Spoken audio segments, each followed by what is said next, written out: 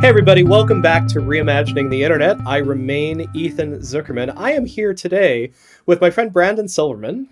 Brandon, at the moment, is Oakland resident, dad, walker of dogs.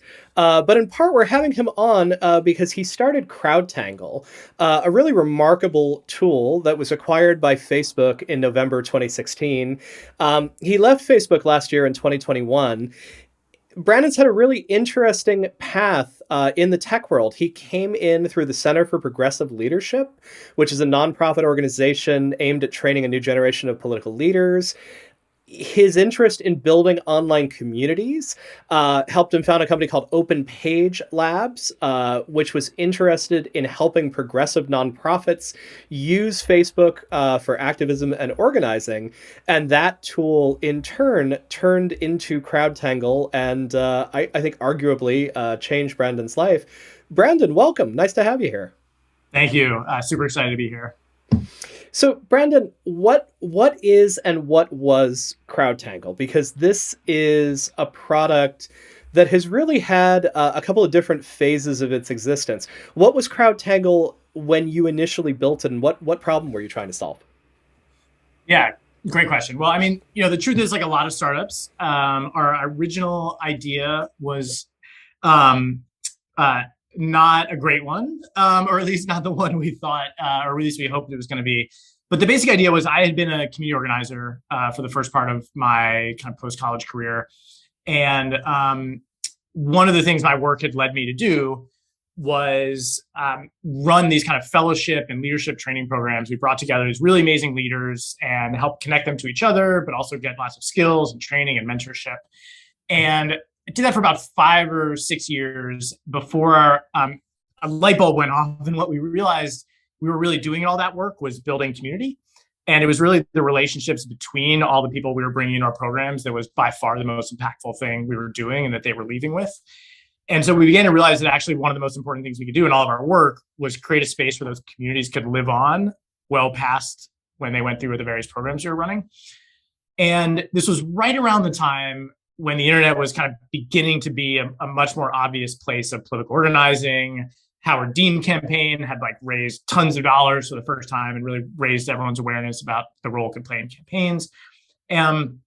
But nobody had quite figured out how to build a space for people who cared about the same issues to come together and stay in touch with each other, to communicate, but also to organize. And we ran into that same problem kind of right around the same time, but it seemed like it was obviously the internet could help fix this in some way. And so when we started Crowdtangle, the original idea actually was could create some space online where people could come together, stay in touch with each other, share news, organize, and even get into some core organizing stuff around leadership development and taking actions online, et cetera. And the other really key part of this whole story was that for several years, people had been trying to solve that problem. Mm-hmm. And the very first iteration of that was every nonprofit, at least that I knew, tried to build their own Facebook. And actually, there was only one version that ever really worked, and that was mybo.com. That was a Barack Obama campaign, their first time. It was actually, I think, maybe the only truly scaled, successful, bespoke political social network that exists. Although they had a certain advantage in having Barack Obama, a very active ground organizing game, and the idea that all the conversations had to happen there. It's putting your thumb on the scale just a little bit. Totally. It turns out not replicable if you don't have all those characteristics. But so the other thing that happened is, so kind of the progressive political nonprofit world is kind of seeing all these things. They still have a need to organize their members, but are seeing that doing your loan doesn't work, these out-of-the-box tools don't work. And right around that time, Facebook launched the Open Graph. And so you suddenly now, and by the way, if you're an organizer, one of the core first principles of organizers is go to where people are. Don't ask them to come to you. Right. So people are adopting Facebook in droves. Facebook at this point is super interested in having people build apps on top of their platform. Open Graph was a pretty unique moment in Facebook's development. What was Open Graph and why was it so important for Crowdtangle? I mean, it was, if you were a developer, it was a dream come true. It was suddenly this massive trove of APIs where you could go and take different components of the entire kind of Facebook app and build on top of them. And so if you wanted to, what we started doing was saying, hey, we want to go find all of the groups and pages and events that are all connected to some issue. And, let's say it's like at the time, like the Occupy movement or Sierra Club or something. We could go and find all of them, put them into our own custom front end interface, and build functionality and tools and all sorts of things on top of them. And so, we said, we're not going to ask people to do anything new. We're just going to take all the existing activity on Facebook and allow kind of leaders to organize it based on either an organization or a topic. Or in the beginning, the idea is we need to make a little money. So maybe the idea is we would sell this tool to a Sierra Club or an AFL-CIO or whoever. They would then use it to organize all of their Facebook activity in one place. But eventually we would then pivot to a more consumer-facing version where if you wanted to go see everything happening in the labor movement or, racial or economic or climate justice, whatever it was, we could start to build these bespoke, more issue-based versions. But around that time, another thing happened. It was also Facebook's decision. It was around 2012, 2013, when basically Facebook made a much more active decision to put third-party content into the newsfeed. And when I mean third-party content, is like not just friends and family, but news and celebrities and sports, to put page content into it. And so what suddenly happened is if you were a publisher out in the world, you're Washington Post, New York Times, BuzzFeed, you used to get like, I don't know, let's say like you had 10 million monthly visitors. Suddenly Facebook turned on the fire hose and you would wake up in June and you would have 30 million monthly visitors that month. And 20 of them would come from Facebook.com. And so the whole publishing world just suddenly, their traffic just started skyrocketing because Facebook just suddenly was starting to deliver just massive amounts of traffic to the entire publishing world.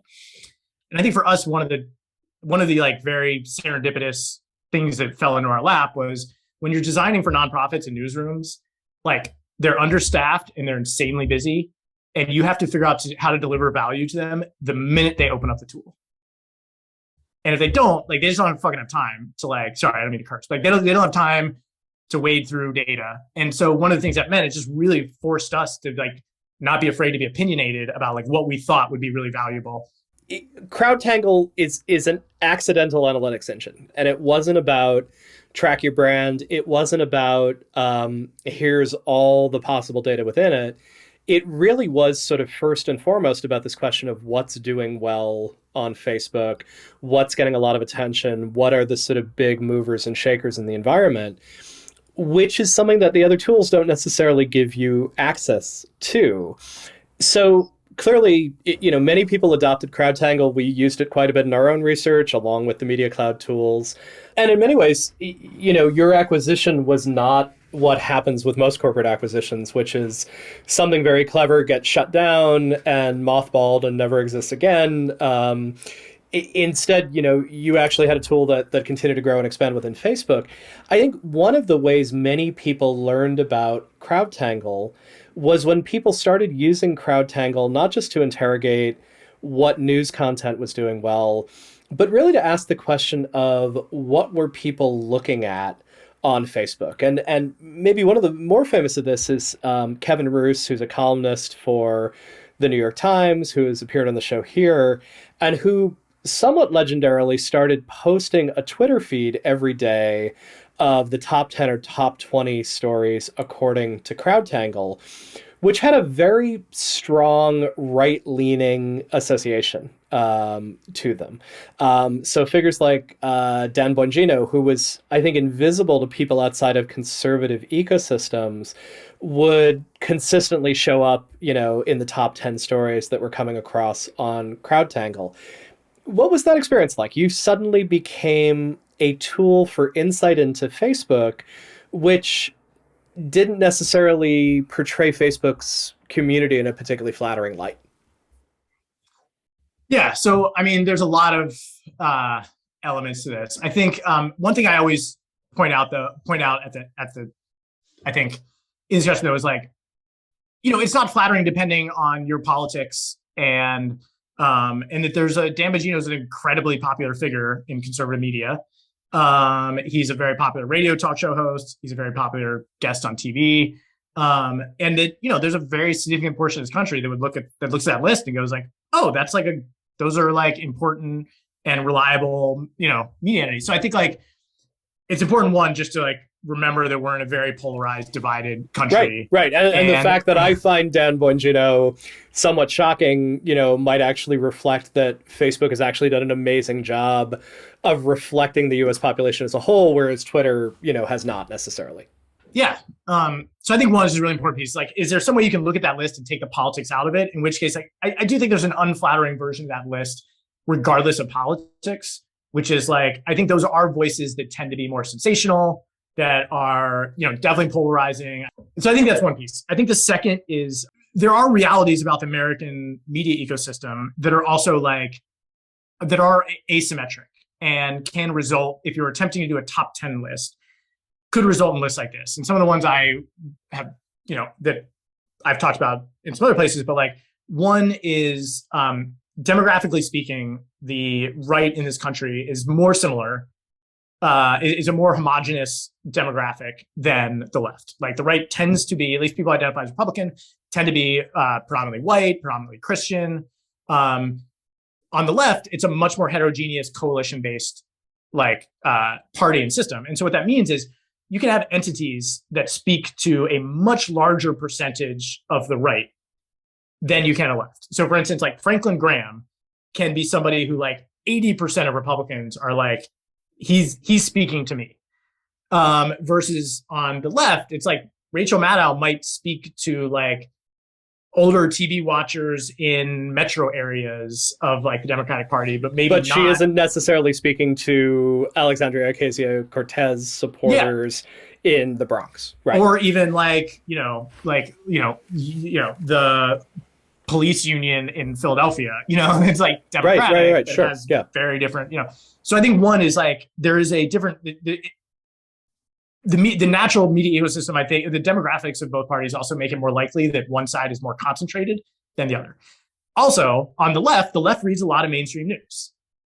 So the left is divided both between the overt partisan stuff and also genuinely trusting the New York Times and CNN and others, whereas on the right, they don't trust any of the mainstream.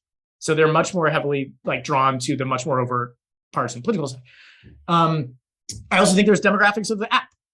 I think it's not a huge shock that I think the Blue app itself is getting older, and that plays out in it. I also think a really important thing to note is that this is one metric and not a comprehensive look at the entire ecosystem on the platform. And in fact, when I looked at it, it was definitely not a right-wing echo chamber. It was not as if you are a Democrat and you're on there and you're being flooded with Dan Bongino. And in fact, it's complex, and this is what this looks at is news being shared by pages. And it tells you that there's a very active audience and community that likes those pages on the right and engages with them on a really regular basis. I also think there's a degree to which if you're specifically trying to troll the other side, you're going to get the other side to respond sometimes too.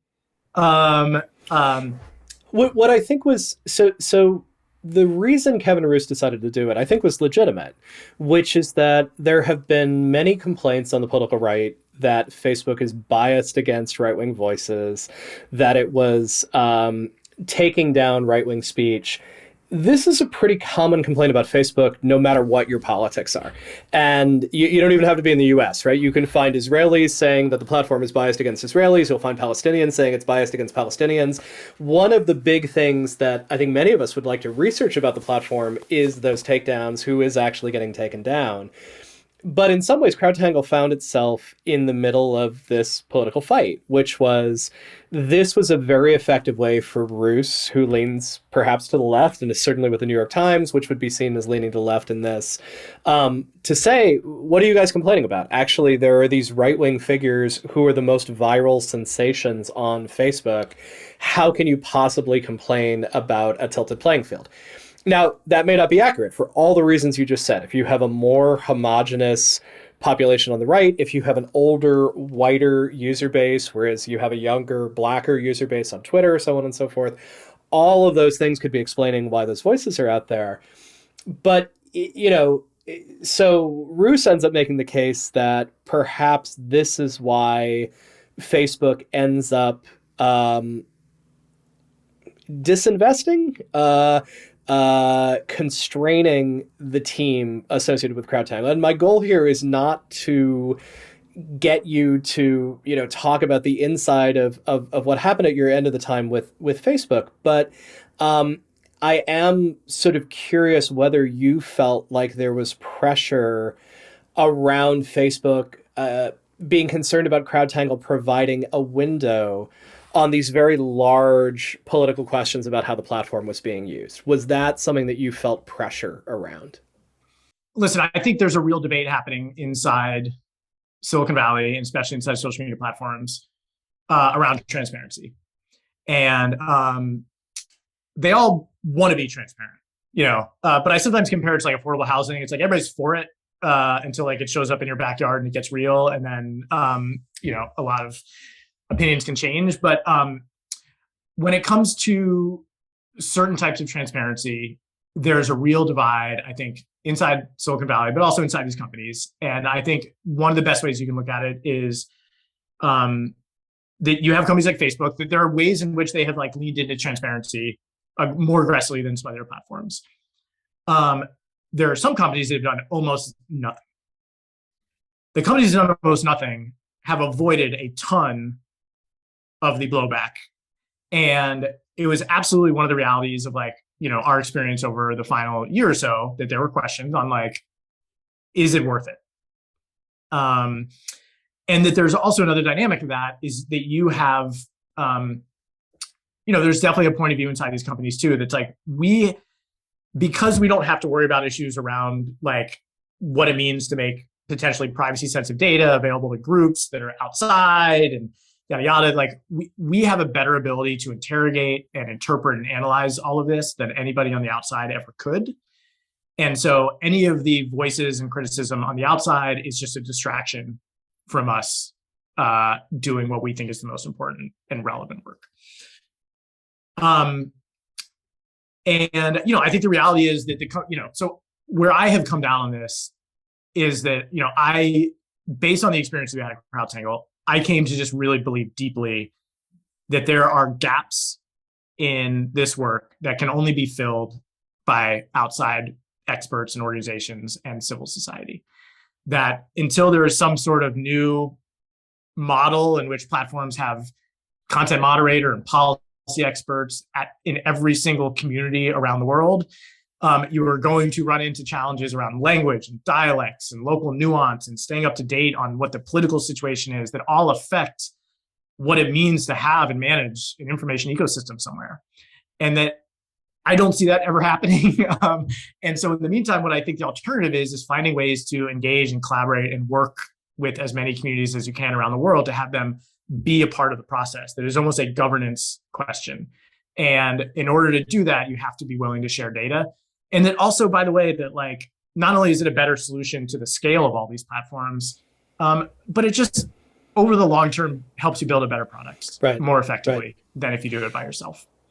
So we introduced you sort of tongue firmly in cheek as an Oakland dad and dog walker, in part because, you're a semi-retired guy at the moment, but in truth, you're enormously active around these questions about platform transparency. You've been working fairly hard on a piece of legislation called PATA. What is PATA? What's the status of it? And what's sort of the key idea you're trying to get into this bill? Yeah, and for what it's worth, I've actually spent more time in Europe over like the last several weeks because of a piece of legislation coming out from there. But PATA is a bill. It was actually how I kind of got started in this work. I think it was a couple of weeks after I had left Facebook that I got a ping from some Senate offices saying they were, basically interested in trying to find ways to make a version of the Crowdtangle model something that would be required of all major platforms. What that bill is basically in some ways a fairly sweeping piece of legislation that basically takes, I think, almost every like idea around transparency and specifically data sharing transparency, and put them into one piece of legislation. And so it includes everything from Nate Persily, who's used to be a member of Social Science One, but basically put out this draft piece of legislation around super privacy sensitive data sets and how to provide access to them through clean rooms. So it includes a mechanism for like how to make very sensitive data sets accessible to outside researchers. There's a second piece around safe harbor and scraping that is a really critical component and important. That I've been fairly involved with advocating for and arguing for, and we might talk about that at the end of this, but yes. Totally. And your both work and also like your direct feedback to me help me like shape my understanding of it as well. And then third, basically, there's, if you want to go look at the actual piece of legislation, there's something called Section 12, which has a bunch of essentially like rulemaking authorities granted to a new agency that would sit under the FTC that would do everything from mandate specific types of report and aggregated statistics that would have to be reported, provide more transparency around ads, would have a Crowdtangle-esque solution where particularly meaningful and large accounts would have to be much more transparent and much more filterable and searchable and have APIs and interfaces so that some version of real-time data would be available for particularly public, newsworthy, and public interest content accounts. And then there's some algorithmic transparency as well. So it basically there's a bunch of pieces in there. And it came out of the gate with bipartisan support. But I think the big question is how much bipartisan support can it get, including how more Republicans are willing to sign up to support it and sponsor it. And then there's also just a timing issue with the Supreme Court nomination, with Ukraine. We are running out of time. And I think I'm not a political expert, but I think there's a sense that some of these issues are not going to be as doable if there's a turnover on parties in the House or the Senate. I think it's fair to call it a piece of model legislation in the sense that it's got everything that people like you and me, people who are working on platform transparency, have put up as ideas to try to get to stick to the wall. So my big idea for years on this is we have the right to scrape data sets and create indices of them. It's how we got this thing called Google. You don't want to give up the right for it. And in fact, for research uses, for journalistic uses, you probably want to put it under a safe harbor and say very explicitly, these uses are exempt from CFAA and sort of other relevant legislation. I think you're absolutely right that having the ability to see the top 1,000, the top 10,000 most popular things that are reaching hundreds of thousands, maybe millions of people is utterly essential for actually understanding how these platforms are informing us.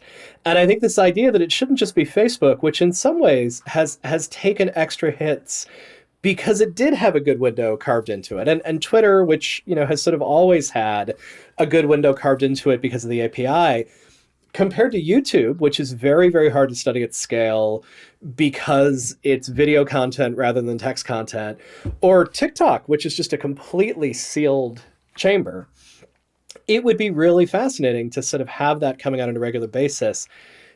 Do you think that's possible? And what do you think we'd learn from it? If this passes, either under the current legislative session or if that chunk of the model legislation sort of survives, what do you think we would learn from having that insight, not just into Facebook, but into platforms as a whole?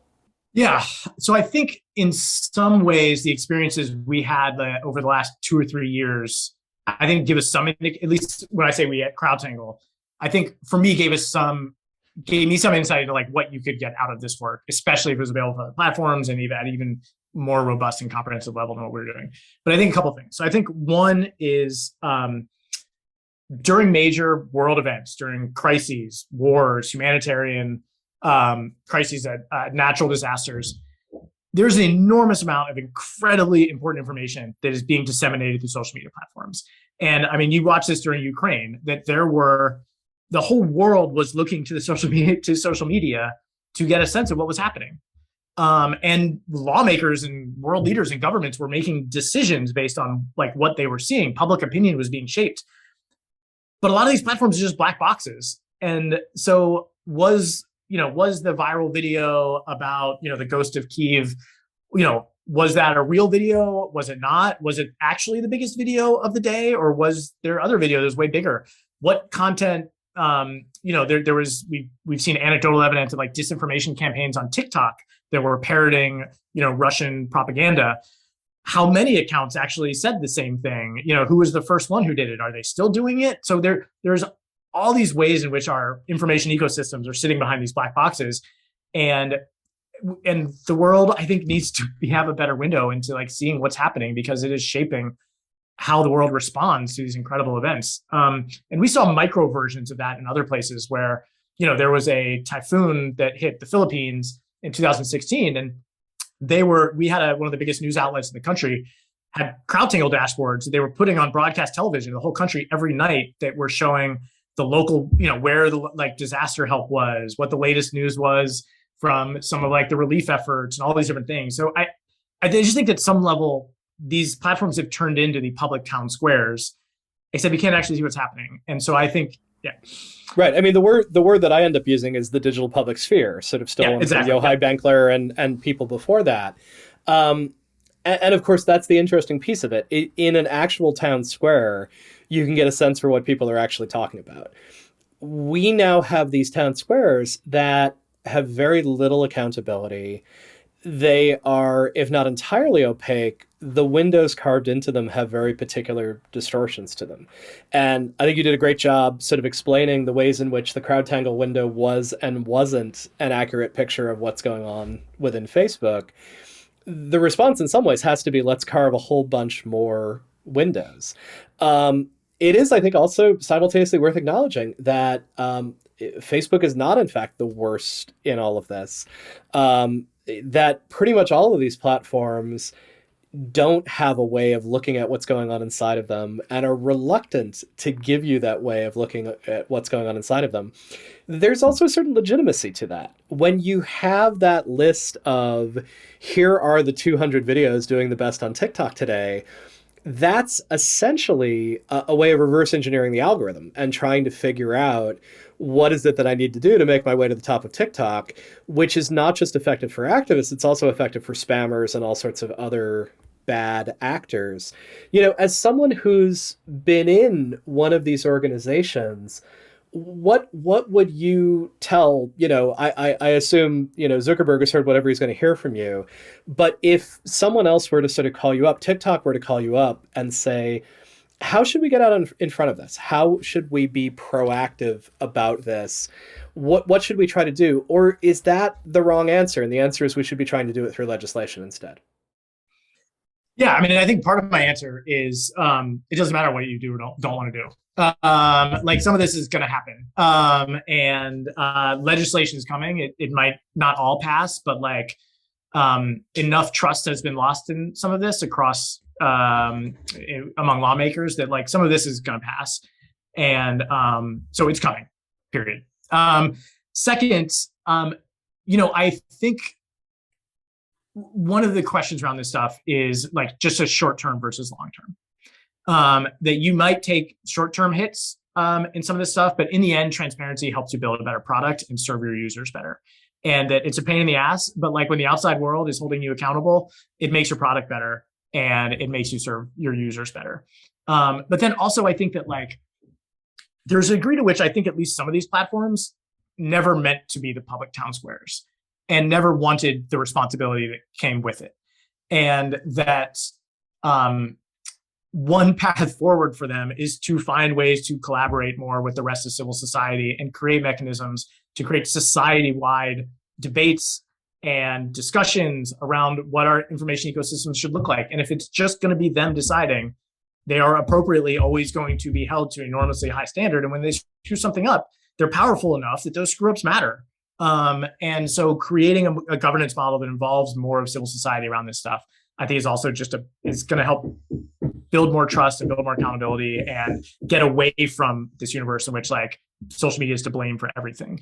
And then also maybe I could make a bunch of arguments. I think the other version of this is like, I do think one of the discussions around at least the platforms that have chosen to host news is that there's definitely a libertarian element to some of the ethos around this stuff. They believe in free speech, and they also believe in the idea of like a marketplace of ideas. But you can't have a marketplace of ideas if people can't see what the ideas are. Right. And so It's not a free market at that point. Yeah. no. So like also even just in terms of like your first principles and philosophical approaches to stuff, like make it an open, transparent ecosystem, in part just to build the ecosystem you want, which is a world in which people are negotiating and debating and confronting ideas in order to get to like, a better understanding of the human condition over time.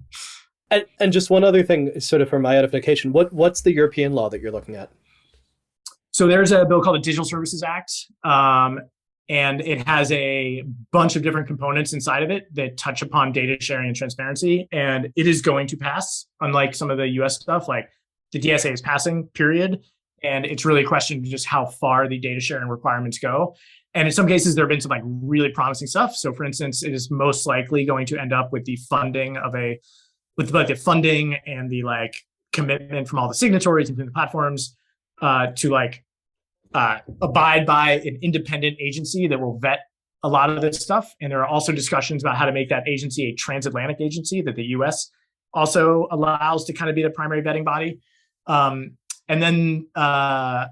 then there's a bunch of discussions. There's some last minute haggling around trying to get some language in there around public data. So there'll be a piece for me going up in Politico, I think today or tomorrow, making this case. And there's what's called a political trilogue when the EU, the European Commission, and French leadership all get together. And so the goal is to get this in front of them before some of the final language is locked in. Okay. But there's a lot of promising stuff. Who's drafting? Who are the main drafters of the DSA? So it is it's a wide swath of what is called like civil society organizations. I think so much of it is like very hush hush and behind the scenes, but I think it's safe to say there's like several hundred civil society organizations, as well as the European Commission is like the regulatory body primarily overseeing it. There are other agencies like EDMO and IRGA and other things that are helping as well. The platforms are all involved. So it's a combination of different entities inside those doing the drafting. They then take the versions, get feedback. It's insanely bureaucratic, and I probably only even understand like 5%. No. You understand more than I do. But, that's helpful. Yeah. Well, Brandon Silverman, it's just been a pleasure having you on here. What an incredible journey from where you started with this project to now the work that you're trying to do to handle some of these issues of transparency on the legislative side in the US, in Europe. Thank you for all you're doing, and thanks for being with us today. Thank you so much. It was a pleasure, and your writing and thinking have influenced me a lot over the years. So I just honored it to be here too. So.